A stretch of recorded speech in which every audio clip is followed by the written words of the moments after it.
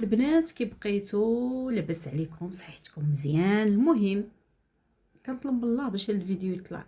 الا مشى حتى طلع لكم فيديو ديروا لي ابوني، ديروا لي لايك، خليو لي شي تعليق زوين. المهم ندخلوا في الموضوع. قال لك جوع كلبك يتبعك، جوع كلبك يتبعك. الكلب ملي كيكون فيه الجوع كيتبع مولاه. يقول لك عاوتاني الكلب كيبغي خناقو. الكلب فاش كدير له الكمامه، والكمامه كيكون عندها داك الخيط باش كتجر، كيتبعك كلبك. هاد سمحوا لي مثلت عطيت هاد المثل في غنبغي نهضر على التربيه ديال الاولاد، التربيه ديال الاولاد، وبالخصوص بنات بوكريشه. بنات بوكريشه تصارى بزاف، تصارى بزاف، والفشوش الزايد هو اللي خلى باهم ما يسيطرش عليهم. ما تسيطر عليهم لا الام لا الاب. لا الام لا الاب قادرين يسيطروا على ولادهم، خصوصا البنات. ما حتى الدراري مازال ما شفنا منهم حتى شي حاجه. اش غادي نقول لكم؟ هي يسراكو كانت كتفهم، يسراكو كانت كتفهم. واخا بابا يغلط معايا ما نحافيش، ما نحافيش. بابا يغلط معايا في اي حاجه ما نحافيش، حيت هذاك بابا ولي ولدني. ما يمشيش دماغكم بعيد. انا ما كنهضرش على شي حوايج اللي راني عارفه دماغكم غيمشي بعيد. انا كنهضر على الداليه، سلفتو ما ردليش، تزوج ما قالها ليا، فهمتوا؟ بحال هاد المسائل بابا ما نحافيش. بابا كما كان الحال راه ضرب الحبس غير بجرتكم نتوما، بسببكم نتوما. ضرب الحبس بسببكم، بسبب هاد المواضيع ديالكم، بسبب الطلاق ديالو مع ماماكم، اللي هو كان بسبب يمكن زينة المحارم كانت دايره هي في دماغها، كانت باغا تلصق له زينة المحارم فهمتوا؟ المهم بزاف ديال التخربيق. المهم راه بسببكم، باكم راه دخل الحبس، دوز عامين ديال الحبس، راه بسببكم. عاد غنجيو ديال ان فمو هو اللي دارها له، فمو هو اللي دارها له. اصلا هو قناته ماشي المعاطيه. بكريجه كنعرفوه قناته ما دايرهاش المعاطيه، قناته دايرها ديال المحتوى ديالهم خاص بالاسره ديالهم. كيفاش كيعيشوا، شنو كياكلوا، كيفاش كيلبسوا، كيفاش كيدوزوا 24 ساعه ديالهم. فهمتوا؟ يعني هاد السيد قناته ماشي ديال المعاطيه. اما لا خرج شي نهار قال شي حاجه فهو كيكون غير كيرد على شي وحدين اللي كيجبدوه كيستفزوه. نوليو عاوتاني نرجعو. بنات بوكريشه ما مربينش. البنات بالخصوص البنات كنركز انا على البنات، حيت البنات هما امهات المستقبل. تربيه ما كايناش، تربيه ديال الاحترام، كيفاش يتصرفوا، كيفاش ندخل الكوزينه، كيفاش نخمل، كيفاش ندير شي روتين وانا كنلماط وانا كنحك وانا ما عندهمش هادشي، ما كاينش، ما عندهمش. بحال البنات، بحال البنات ديال المغرب كما كنعرفوا ملي كيكونوا مراهقات حتى خوتهم كيربيوهم، كيتعاونوا حتى مع الامهات ديالهم في تربيه الاخوان ديالهم الصغار. بنات بوكريشه ما كنشوفوش هادشي. الا شتي شي حاجه تلقاها مثلا كتصوب المكياج، كت سميتو كتشري الحوايج، يعني شي حوايج شي تخربيق اللي لا علاقه بالتربيه. ما كاينش شي حاجه مثلا تدخل الكوزينه تصوب لك شي شكيل، توري المراهقات كيفاش يديروا، انت يوريوك وانت يوري المراهقات، حيت انت زعما راكي واحد المثل اعلى للمراهقات، حيت انت عندك قناه، انت ظروفك ساعدتك باش تطلعي قناتك وكتباني وكتخرجي للناس بواحد الطريقه. يعني حاولي ما امكن تعطي واحد الصوره زوينه واخا انت ما كتمثليش المغربيات، وانما غتعطي صوره للناس اللي فلاج ديالك كي انت كاختك يسرى. كنهضر عليكم بجوج. ما عطيتوش شي حاجه زوينه، عطيتو شنو؟ عطيتو بصاره، عطيتو رد الهضره، عطيتو البنت كتدخل وتخرج في الهضره وكترد الهضره على باها، على امها. واخا امكم غلطت، واخا هكاك ما تضربوش فمكم، كتضربوا في مرت باكم، ما كتحشموش. واخا تكون مرت باكم ولا غير حيت هي لبنى، راه واخا كون ما تكونش لبنى غتكون وحده اخرى، غتكون شي فاطمه زهراء، شي سميره، غتكون شي فتيحه، شي نعيمه، شي واش فهمتوا؟ لما كانت لبنى غتكون وحده اخرى. كتصروا على باكم تسارة، تهضروا في الناس الكبار، تهضروا لهم في وجههم هما كيسمعوا، تهضروا في عماماتكم، تهضروا في جداتكم. فهمتوا؟ يعني التربيه ما كايناش، يعني عندكم واحد شويه ديال العقوق. بحال دابا يسرى في المعامله ديال باها، انا ما غنهضرش على المعامله ديالها مع امها لان امها هي اللي كانت دارت علاش. ما نهضرش عن ديك الفتره دازت، حيت ديك الفتره ما يمكنش البنت غتبقى ساكته ما غتقول والو. نهضر انا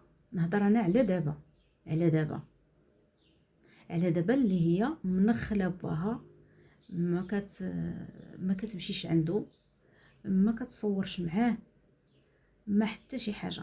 لان كون كانت كتهضر زعما كون كانت مزيانه هي وياه كانت على الاقل غتصور هي وياه. وانا كانت قالت لي لبنى واحد المره، قالت لي باها كيهضر معاها في التليفون، هو كيعيط لها، هي ما كتعيطلوش ومخاصمه معاه وما تجيش للدار. هي ما غتجيش للدار حيت لبنى كاينه. فهمتوا؟ هي هادشي كلشي اللي واقع دابا بسبب لبنى. يعني هذيك البنت ما غتصالحش مع باها حتى يتفارق مع لبنى، غير باش تكونوا عارفين. هي مشكلتها شنو هي كانت مزيانه مع باها ملي كان في السجن، وكان عندها واحد الامل على الله وعاسى غادي يطلق لبنى ملي غادي يخرج. يمكن هو كان موعده، كان غير مسكته، يعني ما يمكنش هو غادي يطلق السيده ما دايره حتى شي حاجه. يمكن كانت كتقولها له في السجن، كيقول لها وتنخرج ونشوف، على حساب التحراش اللي كانت كتحرش باها وداك الشيء. ولكن منين خرج السيد من السجن غير ما زاد كيزيد لعند مراته. يعني واخا كيتغانوا، واخا كيدابزوا، واخا هادشي راه كيوقع في جميع العائلات، في جميع الاسر كاين هادشي ديال الراجل كيدابز مع مرته كيوصلوا حتى للطلاق، كيوليو يتراجعوا. يسرا كان عندها واحد الامل. واش عقلتوا على الفيديوهات اللي كديروا اللي قالت لكم بابا غادي يجي يعيش معايا، بابا غادي يبقى معايا، بابا؟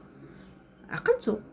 هذاك الشيء راه كانت هي كتمناه، داك الشيء كانت كتمناه ديال باباها غادي يتخاصم مع لبنى، غادي يجي يعيش معاها. فهمتوا؟ منين باباها ما وافقش ومع المشاكل اللي عندها معاه يمكن ماديا، زادت شي على شي، السيده شدت رجليها عندها ودارت واحد الصلح غير مزور، دارته مع مرت باها، ولكن اللي في قلبها راه في قلبها. فهمتوا؟ دابا انا نقول لكم واحد الحاجه، يسرى عمرها تصالح مع باها او دخل داك الدار، وديك الدار ما تدخلهاش الا بكريشه طلق لبنى. واش ديك الدار تدخلها بكريشه؟ تدخلها يسرى. المهم هي خصها باها ما يبقاش مع لبنى، عاد هي غتصالح معاه. شتي لو كان ما كانتش لبنى في الطريق كون راه تصالحت مع باها، واخا عندها داك المشكل على ود الفلوس، على ود المحل، على ود، فهمتوا؟ كانت يسرى كانت غادي تجي عند باها، مجرد انه يتفارق مع لبنى كانت المهم غتصالح معاه، يتلاقاو في اي بلاصه، المهم غادي يتصالحوا. ولكن حيت دابا لبنى كاينه، وخصك ديري في بالك يسرى بان بكريشه راه ديما مع لبنى، راه شاف حتى عيا غيبقى مع لبنى. قال لكم انا هاد السيده ما يمكنليش نطلقها. المهم واخا يسرى جربت الزواج وجربت عندها حتى هي ولد، واخا جربت هاد الشيء ما تهضماتش ليها كيفاش باها ما طلقش لبنى. ولو كان بكريشه كنطلق لبنى كانت غادي دير داك الدور ديال الصلح ما بين امها وباها. هذه انا عارفه، البنات بجوج ماشي غير يسرى، البنات بجوج كانوا غيديروا داك الدور ديال يحاولوا يقربوا امهم من باهم ويصالحوهم. ولكن دابا الخطط ديالهم فشلوا لان لبنى مازال متمسكه ببكريشه،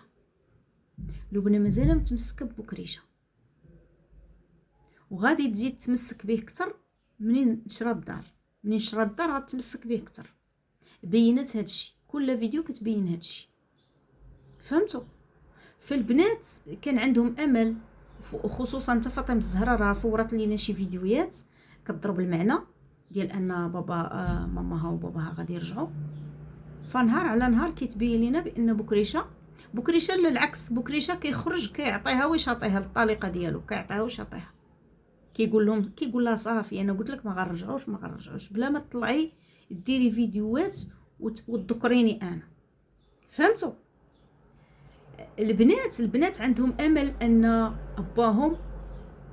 باهم غيتصالح مع امهم وغادي يجمعوا الشمل. راكم شفتوا البنات شنو كانوا خرجوا تيديروا، امهم شنو كدير شنو كتقول. يعني فاش كتلاقي شي مع شي كتلقى بانهم هما البنات مع امهم هاضرين في هذا الموضوع ديال ان غادي يحاولوا. ولكن اجي نقول لكم، واش بان لكم هذا الشيء طبيعي ديال ان بكريشه غادي يتصالح مع الطليقه ديالو وغادي يرجعوا؟ يعني داكشي ديال زينة المحارم، يعني داكشي ديال زينة المحارم يعني تافه لهاد الدرجه؟ يعني داكشي ديال زينة المحارم ما اثرش في بكريشه؟ واش لان كنت كنشوف التعاليق عند الناموسه باغينا ترجع، يعني ما كيناقشوش مع هذيك المساله ديال انه هو داير هو فاعل هو تارك، لا ما ترجعيش ليه، لا باغينا ترجع. غير ضد فلوبنا باغينا ترجع، ضد فلوبنا باغينها ترجع. ولكن حيدوا داك النقطه ديال انه كاينه زينة المحارم، هما حيدوها من بالهم متابعين، ما بقاوش كيفكروا في ديك النقطه. صافي عندهم داك يعني السيد غيتراجع هو والمراه ديالو غادي يرجعها، ما كاين لا محاسبه لا حتى شي حاجه. السيد راه كان غيمشي ب 30 سنه ديال السجن. كيفاش بغيتو السيد يرجع الطليقه ديالو ومازال ما تحاسبش هو بها على التهمه اللي لصقات ليه اللي هي باطله ديال زينة المحارم؟ ولا غير ضد فلوبنا بغيتوهم يرجعوا؟ كيفاش السيده غادي ترجع للراجل واخا كاينه زينة المحارم؟ شفتكم ما ناقشتوش هذا الموضوع، ما سولتوش اللي تهمت الزوج ديالها، ما سولتوهاش واش بصح ولا غير كذوب. ما بقيتوش كتسولوا في هذه النقطه ديال واش بصح ولا كذوب. المهم بغيتوهم يرجعوا بجوج. كيفاش ما هاد الاسئله جاتكم في دماغكم ولكن حيدتوها، مع العلم انكم نتوما ضد بكريشه. كيفاش بغيتو بكريشه يرجع الطليقه ديالو هو دير ديك الجريمه؟ ولا غير ضد فلوبنا خصكم يرجعها؟ فهمتوا؟ نوليو عاود نرجعوا للنقطه ديال يسرى مع باها. بكريشه ما ربيتيش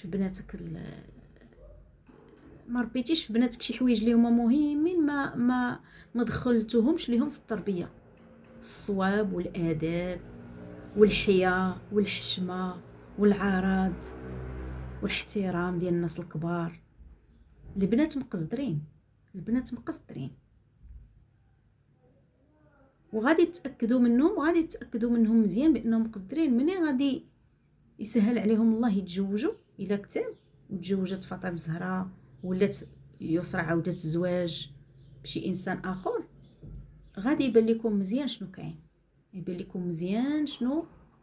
شنو كاين. الهضره اللي كنقول ملي كيكونوا البنات كيحشموا وخباهم كيتزوج ما كيقدروش يديروا شي حوايج خايبين مع مرت باهم مع باهم، حيت كتكون ديك النقطه ديال الحياء والحشمه والتربيه والاخلاق كيكونوا هما اللي واقفين. ولكن هاد الدراري هادو حيت ما كيحشموش وما كيخافوش كيتعاطاو، ما عندهم المعاطيه شي حاجه عاديه، شي حاجه سهله، شي حاجه. خصكم تعرفوا بان لو ما كانتش لبنى كانت كتكون وحده اخرى ربما تكون كتعنفكم. العنف اللفظي، فهمتوا؟ العنف الجسدي. الدراري الصغار لو ما كانتش لبنى كانت غتكون وحده اخرى، غتكون قبح من لبنى. لبنى قبيحه، غتكون وحده اخرى قباح منها، واحد القباحه من نوع اخر.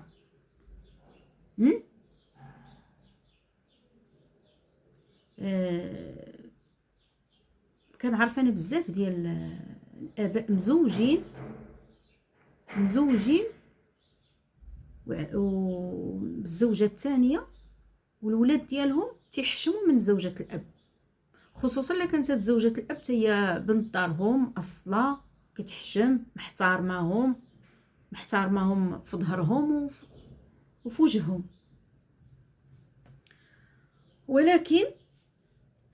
ولكن هاد بنات بكريشه كنشوفو حتى كنعيا وكنلقى ناقصاهم التربيه. المشكل عندهم مشكل تربيه، ما عندهمش مشكل في شي حاجه. الماده تبارك الله موجوده، الديور كاينين، الفلوس كاينه، وكل شيء كاين. شنو هو اللي ناقصهم؟ التربيه ما كايناش. التربيه ما تزرعاتش فيهم. في الوقيته اللي كانوا الناس كيترباو، الوقيته اللي كانوا الناس كياخذوا تياخذوا شحال من حاجه زوينه من الام ديالهم من الاب ديالهم، ما خداوهاش. كل شيء عندهم، ناقصينهم المعنويات، ناقصينهم. لاحظتوها؟ الماديات موجوده، المعنويات اللي هي اهم حاجه ما عندهمش. عايشين حسن من بزاف ديال الناس، ماديا عايشين حسن من بزاف ديال الناس، ولكن المعنويات مكفسه عليكم الايام. ما خديتوش المعنويات. التربيه ما كايناش بصفه نهائيه. عندك يغركم داك الماكياج وداك كتلبس الفورير وداك هالريسيل هالكحول هالعكر هالدهنه ابخي من بعد الحمام وافون الحمام. ما تغركمش هاد الحوايج، ما يغركمش. كاينين اسر مغربيه عايشين واحد الحياه عاديه وماديا ناقصين عليهم، نقدروا نقولوا ناقصين نص عليهم. هما ما عندهم ديور، عايشين مساكن غير في الكرا، ما عندهم سيارات، ما كيمشيو يتغداو في مطاعم، ما فهمتوا. بناتهم ناقصاهم شحال من حاجه، ولكن التربيه تبارك الله ما شاء الله مربيين. فلهذا التربيه هي كل شيء. والفلوس عمر الفلوس تشري لك الاحترام ديال الناس. ها هي الفلوس عندكم، ولكن الناس راه ما كيحترموكمش. الناس راه داين عليكم ديك الفكره خايبه على حساب داكشي اللي كنشوفو حنا في اليوتيوب. انا كنهضر على البنات بجوج. واش فهمتوا؟ الفلوس عمرها ما شرات الاحترام. معنويات ما كايناش، الماده كاينه، وكل ما تزادتكم الماده كل ما الاحترام ديالكم ما كاينش. واش غنقول لكم بعدا؟ مقاطعه باباك ياكي دايره من الحبه قبه، مقاطعه شي نهار يبات ما يصبح، حيت الموت علينا حق. ماشي ضروري غنتجبدو في الفراش واحد الشهر ولا شهرين عاد غنموتو. يقدر يبات لاباس لغدا مسكين يصبح ميت. غادي تجي تعزي؟ اش غتعزي؟ علاش؟ هذاك العزوه زيدي في راسك. والله العظيم انا ما بقاش عندي ثقه في الدنيا. حنا عايشين في الله. واخا تكون ما كضرك حتى شي حاجه، واخا تكون مريض، واخا ما تكونش مريض، يا ربي تبات صحيح تصبح شحال من واحد مات مسكين مات ناعس. كاين اللي مات فايق موت الغفله، سكته قلبيه، سكته دماغيه، سكته. واحد النصيحه يسرى، سيري عند باباك تصالحي معاه، وبارك ما ديري من الحبه قبه. راه حتى الا غلطت معاك لبنى او غلط معاك هو، ما داروش اللي دارت فيك امك. اللي دارتو فيك امك ما داروهش فيك. اللي دارتو فيك امك عالمي، ما دارو فيك حتى شي واحد. ولا غير حيت ملي كدابزي مع شي واحد ما كيبقى عندك باش تصوري كتمشي تصالحي مع الاخر. هادشي اللي لاحظت انا مي دخلت عائله ماماك في الطريق، لغيتي عائله باباك، لغيتيهم كاملين. هادشي اللي شفت انا. واحد النصيحه، سيري تصالحي مع باباك. راه العمر قصير والدنيا قصيره. العمر قصير وما عرفنا وقتاش تجي الموت. تقدري تسبقيه انتي، واخا انتي صغر منه تقدري تسبقيه انتي. الصلح خير، خصوصا في هاد العواشر، وراه قالها لك.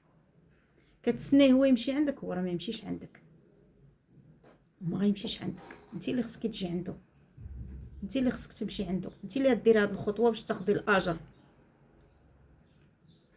ولا غير حيت ما محتاجاهش ماديا، ما محتاجاهش ماديا. كنتي محتاجاه ماديا،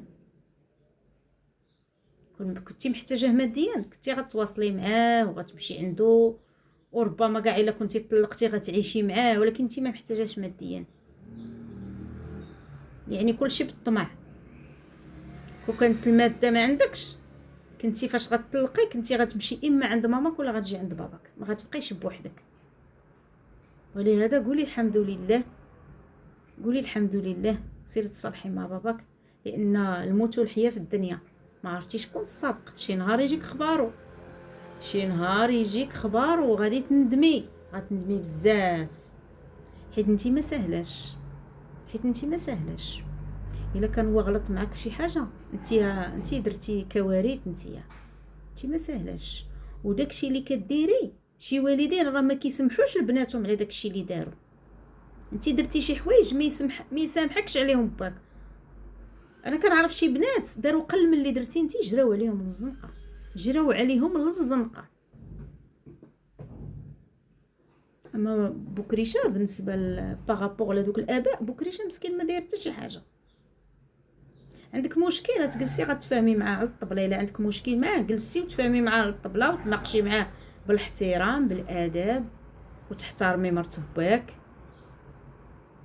واش انتي في نظرك كتستاهلي الاحترام؟ انتي ما تستاهليش الاحترام. اب واحد اخر في بلاصه باك غيجري عليك على داك الفضايح اللي درتي كوارث، ودرتيهم وانتي كبيره ماشي صغيره. واخا درتيهم وانتي قاصر كنتي كبيره كتميزي 17 16 ولات 17 و16 تبارك الله تبارك الله،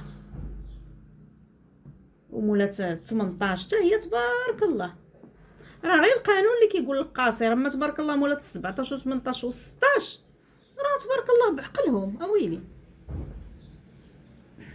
علاش هادي شحال ما كانوش كيتزوجوا، مولات 17 تلقى عندها 2 ولاد ومتبتين ومرزنين ومحصنين وتيخافوا كيحشموا.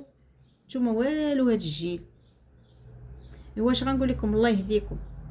نصيحه اللي غنصحك سير تصالحي مع باك، راه الموت والحياه في الدنيا، وراه ما عرفنا شكون السابق، واش هو ولا انتي. كتحاسبيه باش من حق كتحاسبيه، هو ما حاسبكش على الجرائم اللي درتي في راسك وعلى الاغلاط اللي درتي في راسك، هو ما حاسبكش وانتي كتحاسبيه. وباز ما كتحشميش. انا قلت لك في الاول الفيديو ما كتحشموش كاملين، ما عندكمش علاش تحشموا. المهم البنات بسلامه عليكم. هذه الهضره اللي من هذه شحال وانا باغيه نقول، هذه ما كنفكر فيها. المهم انا قلتها، نزلت واحد الثقل حيدته على راسي. وشكرا لكم بزاف، وسمحوا لي الا كنت كنغبر عليكم. كما شفتوا راني جالسه في الحانوت، كتكون عندي شويه ديال الخدمه، كنشوف بان الخدمه ديالي احسن لي من فيديو في اليوتيوب، وهذا الشيء اللي كنشوف. يلا شكرا لكم البنات، بسلامه عليكم.